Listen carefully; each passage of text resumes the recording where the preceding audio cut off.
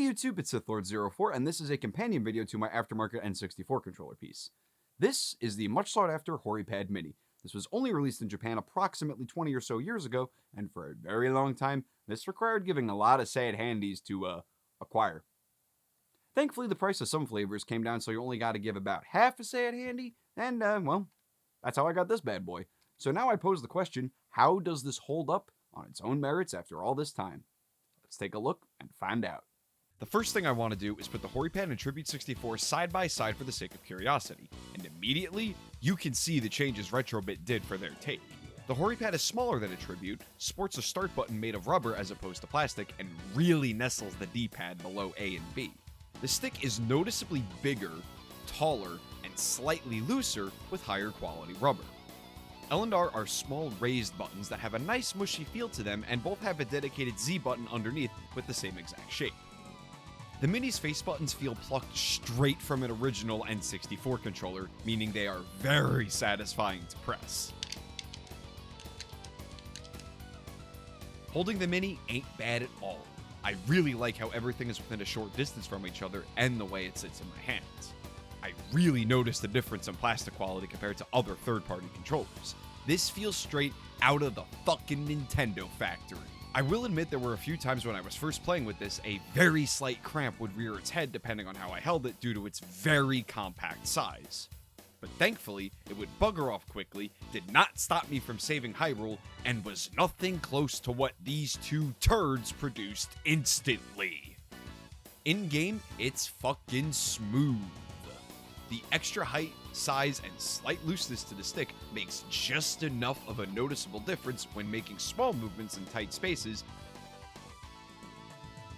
and fine-tuning turns on a track. When aiming a bow, gun, or cursor, it slightly edges out the Tribute, but really needs finessing and in my experience takes a bit more time to get used to. Like its spiritual successor, there's a learning curve in Smash due to the size of the stick. It took me just a bit longer to get adjusted to it, but after a while, lobbing bombs at Yoshi feels goddamned amazing.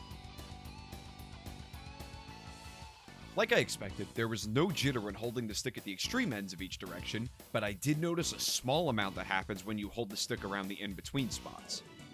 I'm not sure if that's how Hori Pads were out of the factory or just a byproduct of potential age and use, but thankfully, it is not to the extreme of Hyperkin's budget offerings and does not interfere with regular gameplay. The D-pad feels really nice on the thumb, but due to its small size and proximity to A and B, it's kinda usable in Rampage, but overall, not ideal. Naturally, it works with memory cards and rumble packs, and holy shit, the transfer pack fits! But it's a notoriously finicky bastard, so use at your discretion. And that connector is going in smooth with no need for lube. Aw yeah. After using this bad boy, I can see why it's so highly praised and sought after. From the materials, the build quality, the way it plays games, remove the Hori logo, this could pass for something Nintendo themselves made. Now the question of should you get one, well, it depends. If you've used or have a Tribute 64 and you like it, your hands are mid-sized like a good sedan, and you're willing to pay the premium price and possible international shipping charges, absolutely fucking go for it, although if you might be able to luck out domestically depending on your country. If you found the Tribute 64 to be too small, too unwieldy, this is an absolute non-starter. This did give me and my mid-size mitts a little bit of cramps at the start, although I'm willing to bet it might have been something from work that day or possible wanker's cramp after all these years. So far, outside of that one or two times, no issues. Absolutely worth it. I fucking love this thing. This is a worthy addition to your controller bin in my humble opinion. Thanks for watching. I'll see y'all on the next one.